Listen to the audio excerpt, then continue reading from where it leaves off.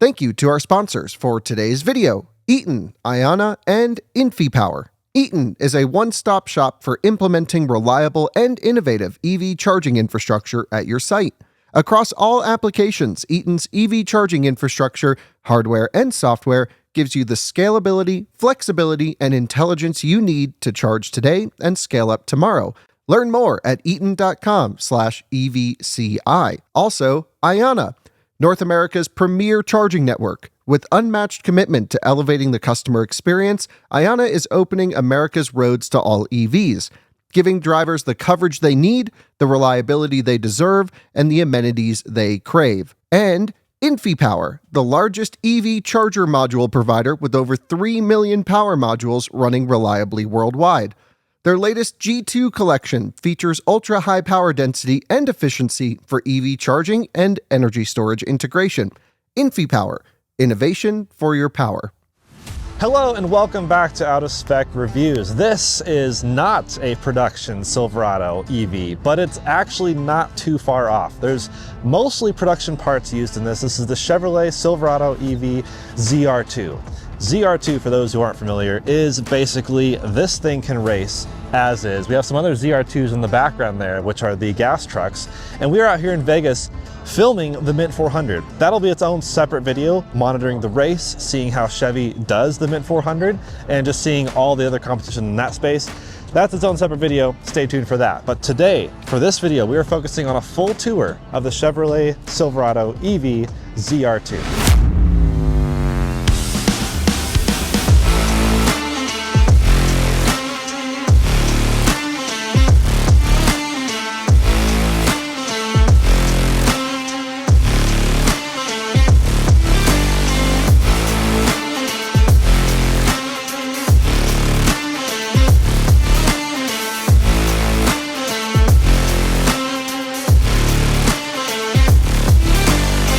All right, so as per usual, we are going in depth on this thing, which is why I have Tim here. Tim is, you have a long title, but you basically oversee a lot of the racing development stuff with the trucks. Yep. And this year you have an EV. Is this the first time you've had an EV in this race? This is the first time we've taken an EV and converted it to an off-road race truck. That is so cool. So we're gonna be looking at what it took to convert it and how everything is done. But first of all, I mean, this has some insane road presence.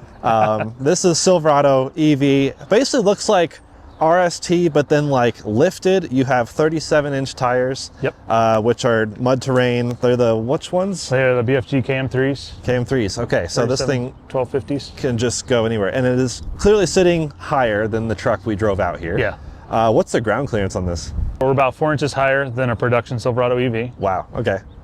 So the body side you see here is all Silverado EV body panels. Yep. With extended flares to cover the wider track. We grew the track by almost 6 inches. Yep. That is insane. Yeah. So yeah, I guess this thing, you guys were talking about how it's 98% production parts from GM. Yes. I guess first question is, what's like the last 2%? So what is not production? What is in this not truck? production? So for anything we do best in the desert racing, we have a full safety set that we have to, safety rules we have to meet and equip the truck to. So you got a roll cage. You have all the seats inside that are safety seats, FIA certified, yep. Harnesses, belts. We take out the airbags. We take out some of the interior trim to clear the roll cage. Yep. Working from the inside out, we have prototype Multimatic ASV dampers on here. So these are adaptive spool valves. We can dive into that a little bit later. Yeah. Nice, but otherwise, you know, it's production battery. Yep, production battery. 24 module cell that we've seen in, you know, Silverado EV, yep. RST, Hummer EV. This, unlike though the Silverado EV RST, is tri-motor. Tri-motor. Which is really cool. Which the Hummer is also tri-motor. Correct. Is that this? You'd be very familiar with the tri-motors between the two. Yes. Okay. So is there anything really changed from that tri-motor setup to this? No, we threw a hot cal in it. We kind of turned it up to 11, so we have more than 1,100 horsepower in this one. So yeah, the Hummer was 1,000 horsepower, 1,000. So you literally did turn it up to 11. Although I will say it's the same torque, and I do have a question about the torque number that a lot of our engineer audience is wondering. Yes.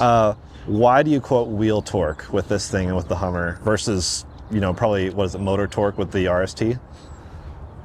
big number. I don't have an answer to why we quote what we do, but I'll be more than happy to do the conversion for you. You know, it's 1,200 foot-pounds of torque, a little over.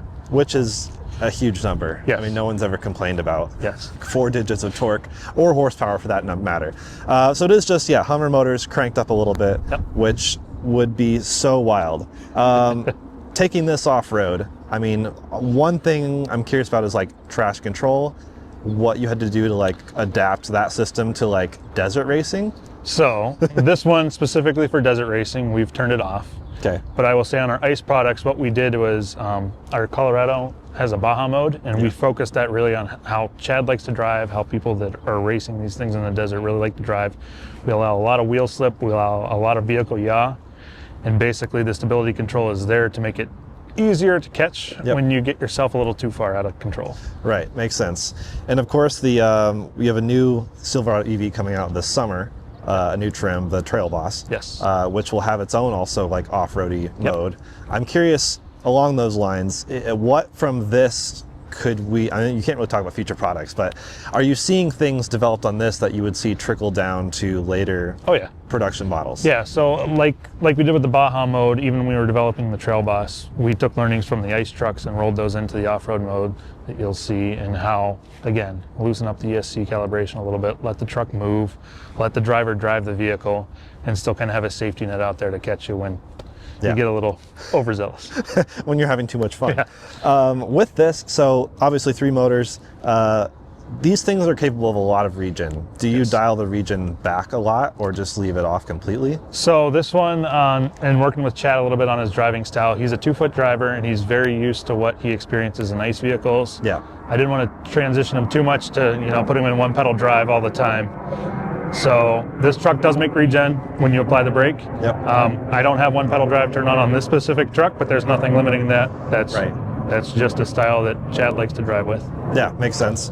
And I'm guessing this thing's kind of comfortable. I mean, at least driving on the road, huge tires. What PSI are you running these in? So for the race, we'll probably be around 35 PSI. We typically run these lower during the race than what we would run on the street. Yeah, makes sense. And then obviously the Hummer, the Silverado EV RST, the Sierra EV, all those trucks, they're heavy beasts. Do you know the weight on this? It is under 10,000 pounds. Okay.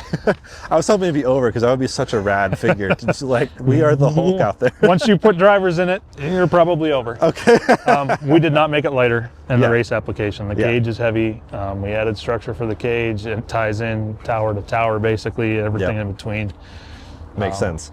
So I guess let's do a quick walk around of like what's all happening here. Clearly there are things that are not factory. The first thing I did look at was just the red tow hooks. They're red, they're bright red. Notably the Trail Boss that was unveiled showed red tow hooks. Those are, I will say, those are the exact parts from the Trail Boss. Nice. Yeah, again, only in production parts. KC lights, just a huge light bar right here.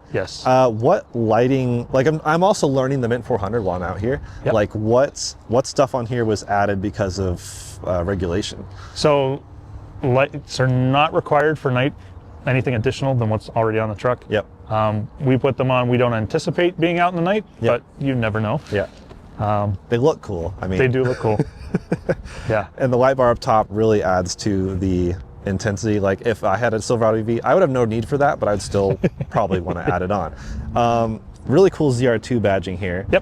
Is the frunk operational? Frunk is operational. Oh, sweet. Open it up for you. I don't know why you need a frunk in a race, but so I will tell you. So this donor truck we started with was a work truck. Okay. So it is an unpowered frunk. Oh, got it. Yeah. Nice.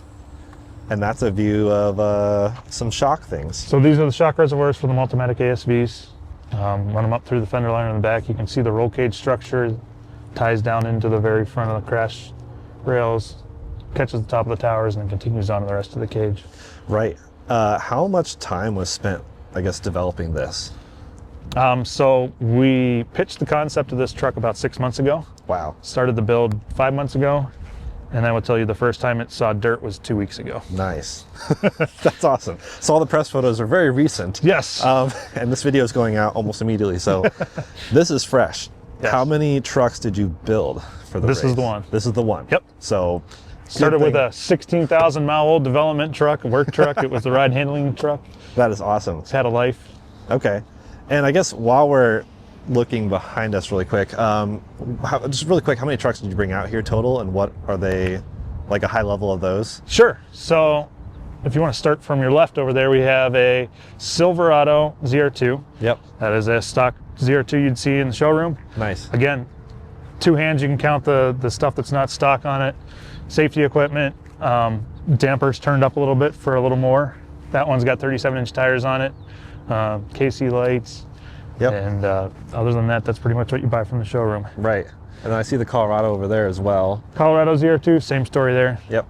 37-inch tires, everything you'd see from the factory right there. And then the one in the middle? The one in the middle there is Chad's Spec Trophy truck. That runs a Crate LS3 525. That is the spec motor for that class, and then the rest of the truck is open. That thing sounded really good. Oh yeah. On the EV, I guess, because that's probably what our audience is caring about. Yeah. With races like this, do you have to create a new emitting sound? Like with the Pikes Peak race we've seen, you have to add a siren. You have to add a siren. Same story here? No story. Okay. The trucks require a siren and horn per specs anyways, but they don't have to run continuously. Okay, got it. Cool. Yeah. Very cool. And then those trucks will be running the entire Mint 400. I guess really quick, we'll obviously mention it in the other video as well, but the EV part of the Mint 400, how does that work? So the EV class, and actually for the stock trucks, there's two parts to the Mint 400. There's a limited race and then the unlimited race. So the trophy truck runs in the unlimited race, full 400 miles. Limited trucks in the past used to do 2 laps of about 200 miles. Okay. This year they changed the course, so the limited trucks run on a separate course than the unlimited. The course is a 73-mile loop this year. Okay. So the limited trucks, the stock ICE trucks will be doing 3 laps, so about 225 miles. Yep. And the EV, this EV will be doing 1 lap, so 73 miles. Okay, awesome. Do you know how much energy you expect to use? I mean, have you guys measured the efficiency of off-road racing? Not that anyone's making a purchasing decision on that, but we're curious. So I will say that what we observe just running this truck pretty hard in the desert is you get between 0.4 and 0.5 miles per kilowatt hour. Okay, yeah. At full boogie. Right, So, yeah. But you have over 200 kilowatt hours of battery, then you're not too worried. You know, I like to remind everybody that's 6.5 gallons of gas. How far can your race truck go on 6.5 gallons of gas? Right. And I'm curious, what do the gas trucks run fuel efficiency wise? If In the 4s. Okay. Yeah. So everything's either 4 or 0.4. It's yeah. Okay. Well, I guess we can close the front back down, but talking about the shocks, I mean, what has kind of gone into that development? So we've run multimatics on our race trucks and the production ZR2s for a long time. It's the big tech transfer story of, you know, what we drive on the road, we race to prove in the desert. Same thing we're doing here. So these are ASVs, adaptive spool valves. So it's the same DSSV technology with a fully active valve that's continuously active while you're driving. So the cool thing is we can control pitch of the truck, we can control roll, all real time based on inputs outside of the truck. Each corner damper has an accelerometer in it, so it's constantly monitoring what's happening at each corner and can adjust damping forces on the fly. Yeah, and I guess how much control do the driver / passenger have on, like, what are they monitoring besides obviously the 2 pedals? So for our co-driver there, we have a Motec display. We got a bunch of thermocouples on the truck. We can monitor a bunch of temperatures of everything from drive units, inverters, dampers, brake pads, kind of a whole vehicle real-time health status. And as far as the dampers, what we can change on the fly is we have pre-canned settings. It's all continuously adaptive, but we have different flavors of stiffer to soft that we can cycle through depending on the terrain that we're on. Very cool. Obviously on the side you have some kind of rock slider situation. And then what's done underneath the truck as far as protection from the elements? So the protection underneath, we have the same skid plate that you'll find on our EV. The full res skid. Same with the cradle shields as well. We have a front skid plate here that's unique to this vehicle. Okay. And we have some skid plates out back to protect some more electrical components. Very cool. And I guess around back, you can see more cage stuff. And then is this just a full-size spare in the bed? They're stacked. Oh my gosh, Yes. So Isaiah, you can look down in the bed. 118 pounds per tire and wheel assembly. So. Wow. So I won't be lifting them. And I guess a stuff to jack the truck Some up. recovery tough. You got jacks, shovels, there are max tracks, fire extinguishers. Right. That's so cool. Some rear lights as well, Yep. but it seems like all the other lights are working as normal, and Correct. there's no reason for them not to. Yep. Tow hitch is visible. I don't imagine you doing much towing out there, but that's kind of a cool look. Always there for recovery point if needed. And then the same charging flap we're all familiar with. Yep. So I'm guessing because it's only 73 miles, even at high speed, it's not really pushing the range on this car, but you just charge at the nearest charger you find in town and then Yep, we're gonna charge it up full, roll out, and head out finish there. with what we finished with. Do you see like an interesting future of like maybe races like this having some sort of charging scenario? Because we're starting to see EVs trickle into racing. Yes, and we've talked about it internally. We have Hydrotech as our hydrogen fuel cell. We have charging stations that we use to support Right. defense projects, as well as we can morph that into supporting race trucks for doing that. So Yeah, that'd be really cool. And I mean, is there anything that you're like super excited about with this being in the racing? Because kind of the way I see it is like, I think people are so focused on EVs as road cars right now, which is obviously important. That's probably the most important thing. Chevy's making a lot of those. Yep. But when we look at the EV entry into racing, what we've seen with gas racing is like technology is being developed that trickles down eventually into cars that people are driving every day. yeah. Is there any tech that you're excited to see trickle down, or like anything else that excites you along those lines? Oh, I think there's plenty to learn. Like I said before, the ICE trucks, we developed the Baja mode purely based on what we do with these trucks in the desert. Right. I see the same thing happening here. It's really cool to focus on the benefits of EV in the desert. Yeah. You know, we're so used to the instant torque, instant acceleration of an EV on pavement. It's a whole nother thing when it does it in the desert, and it's so quick. The way this truck, you know, the mass does sort of play, helping you accelerate. You know, you got that normal force really pushing down and giving you a little extra traction. Yeah. It's a step change. When you roll onto the pedal like 30 miles an hour, you roll on, bam, I'm going 50 like that. And it's so cool how fast this truck can just move. Right. I was going to say, I've done some sand driving aggressively, and it is hard to put that power down. Yep. And a lot of times I'm like, well, why do you need that much power? Why? The RST already has over 700 horsepower and pound-feet of torque. Why did you take it the tri-motor route? Is there some advantage to having dual separate motors in the rear? So we can do that. There's a lot of torque vectoring we've just started to scratch the surface with on what we can do out in the desert with. Yeah. The other cool thing is we have the rear virtual locker in this and a front e-locker. Yep. So you get the benefits of both worlds. You can torque vector and I can lock it up. So it's all That's crazy. very cool things we can play with. New knobs to turn in the off-road space. That's so fun. Speaking of knobs to turn though, can we look at the interior and see what's different? I imagine a lot's different because you don't need a lot from. It's not that much different. Okay. So again, we started with a work truck. Right. So that's why you have the smaller screens. So this is a race truck with Apple CarPlay? It's a Is race what you're telling me? Yes, it is.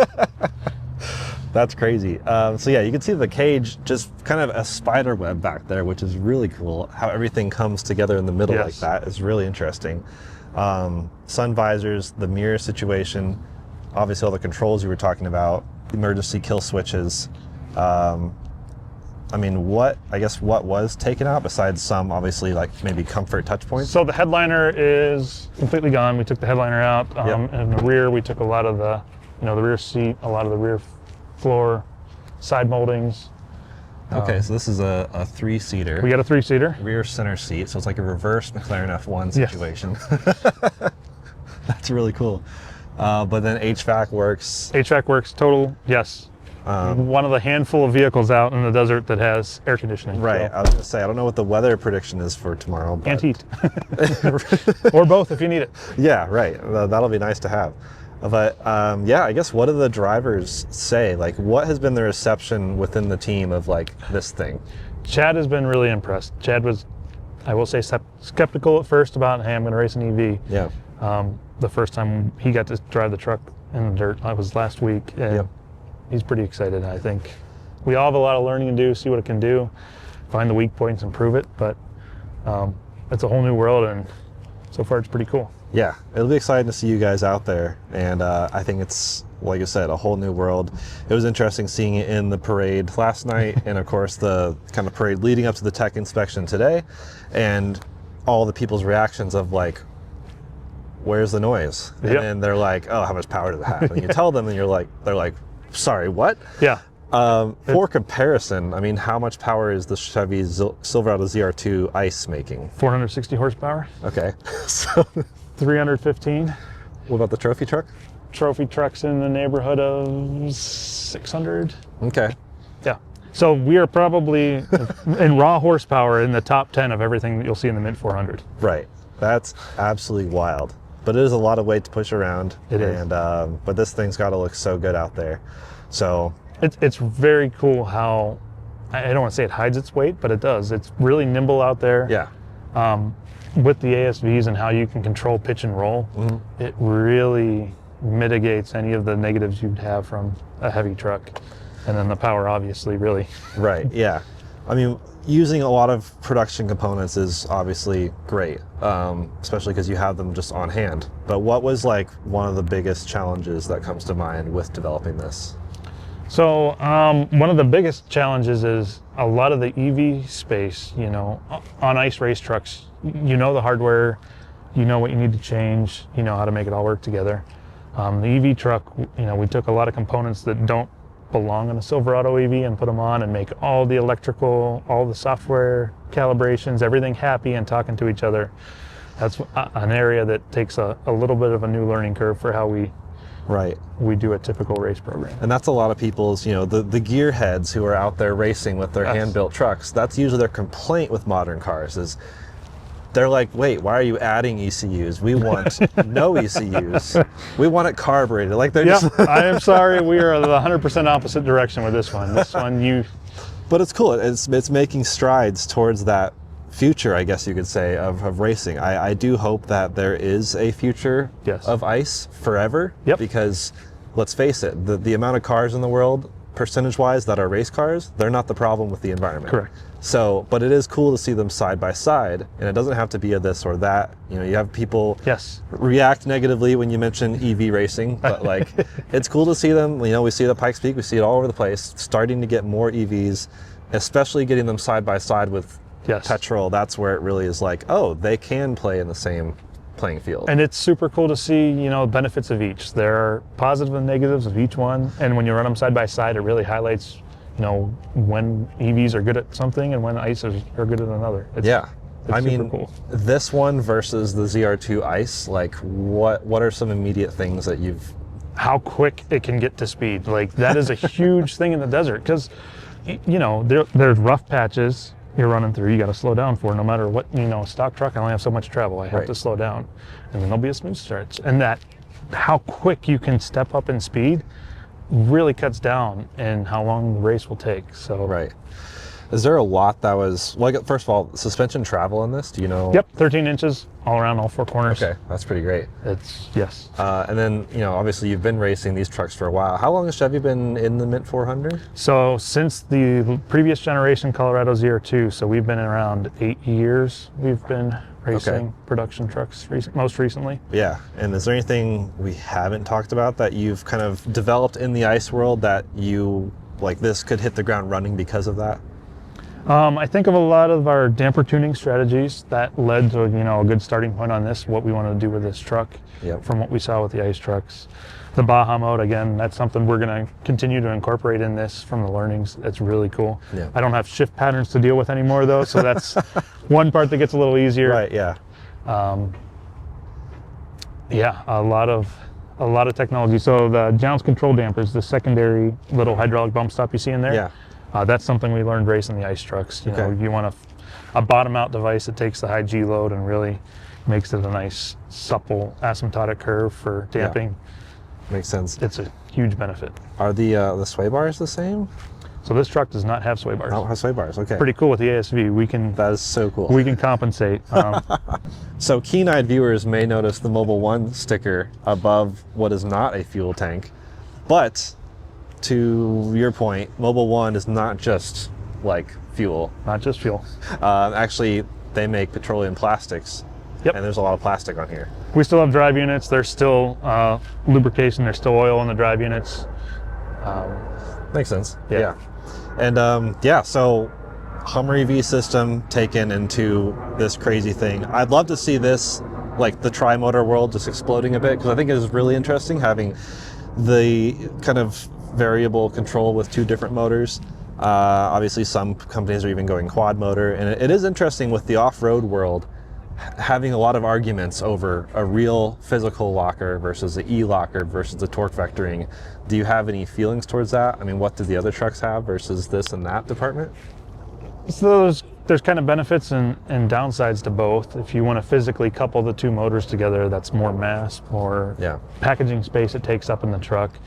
But some of the benefits you get is you can now hike 2 motor torque and transfer it all the way to 1. Right. Whereas when you do 2 individuals, you're only ever transferring one of the motor's available torque to the wheel. That makes sense. So there's, you know, like every vehicle, there's trade-offs made along the way during development. To get the travel, we wanted the 13 inches of travel, the tri-motor. We sacrificed the space to leave them 2 individual motors without a coupling in the middle. Yep, makes sense. I mean, it must be fun though to develop race vehicles that don't have to have all the compromises that the pedestrian vehicles have to deal with sometimes. Yes and no. I mean, you look at the spec truck, and that's a perfect example of like no compromise. This is a race truck. It has a purpose. Yeah. The really cool thing that I like is on production vehicles is it's like showcase what a production truck can truly do. It's surprising, you know, anybody that goes out on the course or rides the course, when you see the abuse that these vehicles are taking and they say, yeah, that's a stock truck, it's really great from our side as engineers and development and validation. When we run like a race weekend, that is abuse that a truck would see over its lifetime. We got to witness in a short weekend span and go, ooh, what broke? What didn't break? What can we fix? Yeah. So it's really cool from that aspect of tech transfer, development, validation of all of our stuff in a really short period of time. You're right. It compresses the wear and tear that you're curious about over the length of, for some people, maybe years of living with a truck. And it is cool that this was, like you said, a work truck that did work. I mean, it was development stuff. I mean, you can see the door panel here. If anyone's noticed earlier, this is just shiny plastic because this is basically was a prototype door. Obviously the work truck that we've used even in our own content, the cross-country truck race, etc., a bit more textured, a bit more nice looking. This was like proof of concept. Let's make a door, throw it on there, develop, test. Yep. Makes sense. Plus the window nets, which is... Window nets, safety requirement again? Yeah. A lot of interesting safety stuff I just don't even think about. This is like beyond my world. I pay attention to F1, but those seem like so far away from actual cars. It is wild to see racing vehicles that are actually just similar to, you know, the car we drove here. Yep. It's been cool. I've been, you know, I'm a gearhead, and I'm one of the weird ones. Like I love V8 cars. Right. I own a Cadillac Lyriq. I love EVs too. So it's really cool. Like, this is sweet. I get to do everything I love. Yeah. And now get to do it on EVs too. So it's really cool that the world, our company's embracing, and all the public is starting to embrace EVs, and now we're getting to push the boundaries even further. What can we do with EVs? How can we take these stock vehicles and push them to their limits and further improve them and further, you know, I'm a gearhead, I want fun toys. Right. I want to do all the stuff you're not supposed to do with your vehicle. Yeah. And now I get to do it with an EV as well as a nice vehicle. Right. And it helps to make them look cool like this, have, again, 4 digits of torque and horsepower. Like it makes any gearhead ICE enthusiast think twice about just blanket hating them. Yep. And they start realizing that's kind of fun. And we've seen a lot of that even when, you know, different company, but Harley Davidson brought out their electric motorcycle. You know, the Harley Davidson owner. Yeah. They weren't interested, but they rode it and they're like, wait, yes, I want one with my gas bike. Yes. And I think that's kind of the world we live in, where even the gearheads are like, actually, an EV daily just makes sense. Still have the car on the weekends. But then you start seeing maybe more weekend toys. Like this would be a really fun weekend toy for someone living in Vegas with the desert right next to them. Yes. You know, where we live, there's not quite the desert that close. Yes. So I could see that kind of interesting future. But great work. I mean, this is got to be a fun project. You seem to have a cool job. It is also awesome. Probably a huge team that also worked on this and the other trucks. It's a small team, and that's kind of the fun thing. We're a relatively small team of, you know, a dozen or so engineers and technicians, and really throwing this stuff together, and it's really cool to interface with all the big production teams. You know, we get the support from the greater GM good, and get to feed them back the learnings that we have. So it's really cool. That's really cool. Looking forward to seeing a lot more just race type vehicles, see what else GM does with their electric cars, because you got some really interesting stuff coming out. And out already, and I love it. I think the Cadillac Lyriq looks really cool, so I'm sure you love your Lyriq. I do. And yeah, good luck with the race tomorrow. Thank you. It's great to meet you, and I can't wait to see this thing ripping in the desert. So there you have it, the Silverado EV ZR2. No, it's not production, but it's mostly production. A lot of production parts on this. Sounds like it was a blast to develop, and I wish I could drive it. Maybe eventually. I'm sure they'll have ZR2 as a trim eventually. They like a lot of trims in Chevrolet, and you can buy the gas trucks ZR2s, so I can only imagine that time is coming. Until then, the Trail Boss comes out this summer, which is a step towards this type of thing, and I'm excited to test that out whenever we can get our hands on one. Either way, I really think this thing is incredibly awesome, and I can't wait to see how it does in the race on the day that this video comes out. So, until then, I'll be driving this guy, which is not quite as cool. Nice blue color. This is the Silverado EV LT, so the lesser trim, but yeah. So I guess I'm stuck with this LT for now. It does have a bigger screen than the race truck, loser, but the race truck does have CarPlay at the moment, so who knew? Anyways, thanks for watching. We'll see you guys in another video very soon. Bye.